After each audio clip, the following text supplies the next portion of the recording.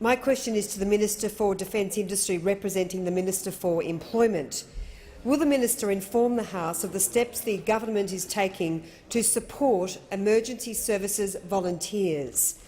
How are these measures and other achievements of the government proving that we are implementing our commitments to the Australian people? The Minister for Defence Industry. Well, thank you very much, Mr Speaker, and I thank the member for Corangamite for her question.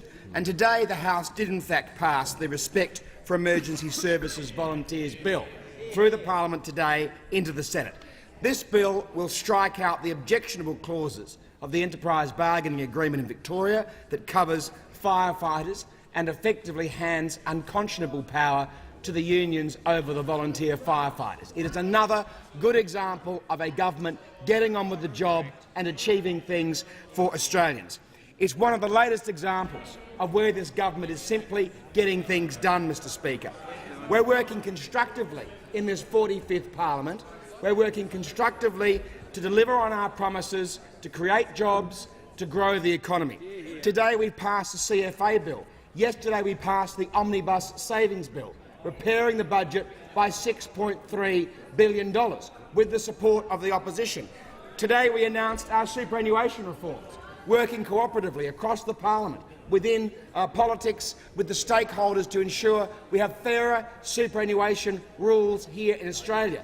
This week we introduced the bill to hold a national plebiscite on marriage equality. So one after the other, Mr Speaker, we are implementing the promises and the commitments that we took to the election, because this government is determined to do that and get the fundamentals right.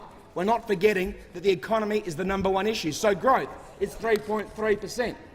Jobs are up. We created over 200,000 jobs in the last 12 months. Business confidence is up. Consumer confidence is up. We're continuing with our strong borders and national security and defence security, because we'll work together, Mr Speaker, with whomever wants to work with this government, whether it's the Labor Party in the case of the Omnibus Savings Bills, whether it's with the Greens in the case of other matters where they believe they want to support the government and we believe that they can help us on national tax and so on, with the crossbenchers, whether they're in the House of Representatives or in fact in the Senate. We'll work with them, because the most important thing that we can all do as parliamentarians is make the lives of Australians better, make our country and our economy better and our society better. So those members of the Labor Party who want to be so last 44th Parliament, let me say to them, we are in a new Parliament, and the Parliament is working. The Parliament is working.